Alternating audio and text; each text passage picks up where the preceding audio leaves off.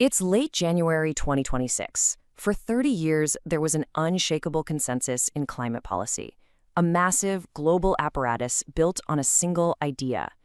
But in just the last few months, that very structure has started to visibly crumble. And the story of why it's collapsing reveals what it was really for all along. Okay, let's dive in. The breakdown happened fast. It started last summer with a scathing report from the Department of Energy. And just this month, the dominoes really started to fall. The US pulled out of the main UN climate treaty, the Pentagon scrubbed climate from its strategy, and even Bill Gates, a pillar of the movement, admitted his past predictions were overblown. Something fundamental has shifted. And this leads us to the central question of my investigation. It reframes the entire debate. You see, we've spent decades arguing about climate models and temperature records, but that misses the real point. To understand what's happening here, we need to stop asking about the weather and start asking about power.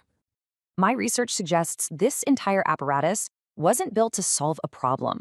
It was built to run a very specific kind of operation, one that has less in common with public policy and more with organized crime. I call it a protection racket. Now, this concept was first articulated in the context of climate policy by researcher Dennis Rancourt, and the idea is simple. A threat is manufactured or hyped up. An institution positions itself as the sole protector, and then it extracts payments while making sure the threat is never, ever eliminated, because that would turn off the money tap. So here's how the four-step process works.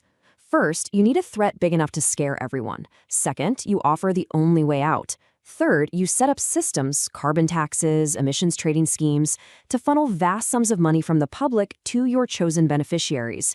And crucially, fourth, you ensure the problem is permanent. A final solution would destroy the business model. And you know what? This wasn't a secret.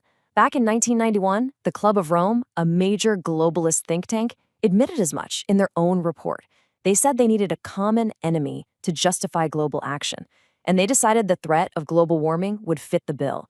The threat was chosen for its political utility. So the critical piece of the puzzle is understanding when this mechanism was activated. The timing tells you everything about the real motive. This wasn't about a sudden discovery in atmospheric physics. It was about filling a vacuum left by the collapse of another enemy. My research, building on Rancourt's analysis of scientific papers, shows this clearly. In the 1980s, research on global warming was minimal. Then, right around 1991, it just exploded. The number of papers went vertical. So what happened in 1991?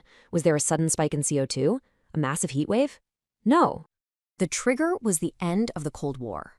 For 45 years, the Soviet threat justified everything.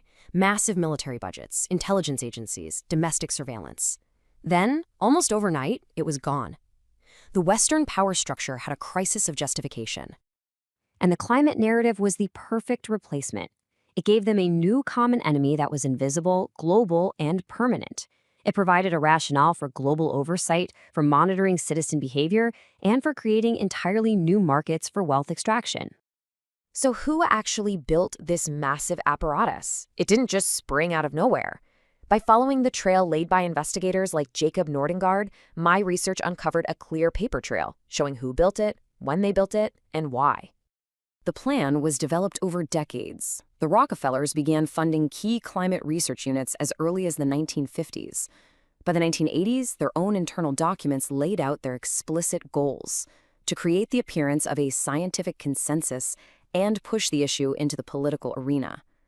The 1992 Rio Earth Summit, which created the entire UN climate framework, was the culmination of their strategy. The central nervous system connecting all of these networks is a Council on Foreign Relations.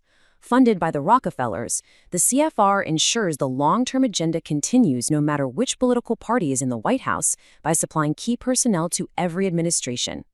But why? Why go to all this trouble? The answer has nothing to do with saving the planet.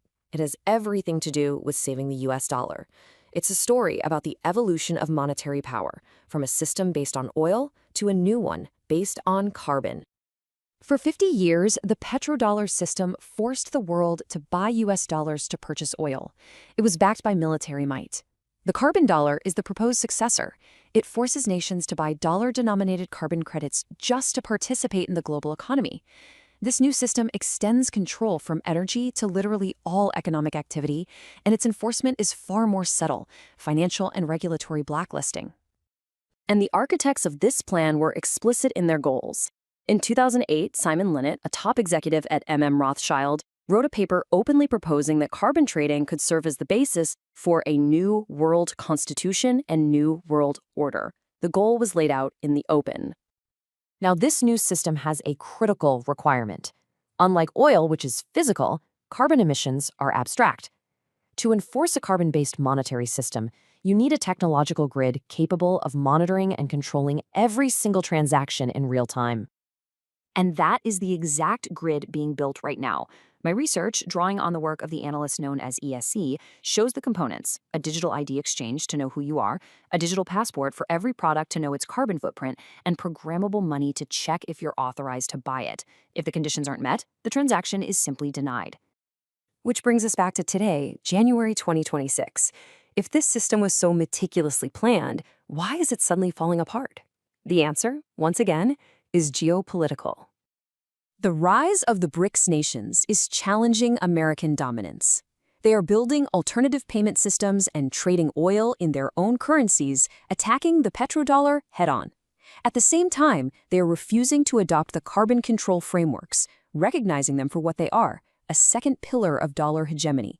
Both pillars are being challenged at once. And this is the ultimate takeaway. As the researcher ESC puts it, the goal was never to build a, quote, climate system. The goal was to build a general control infrastructure. The climate was just the justification, the moral pretext to build it. The grid itself is the real product. So this particular racket is ending, but the control grid it created, the digital IDs, the product passports, the programmable money, is here to stay. And that leaves us with the most important question of all.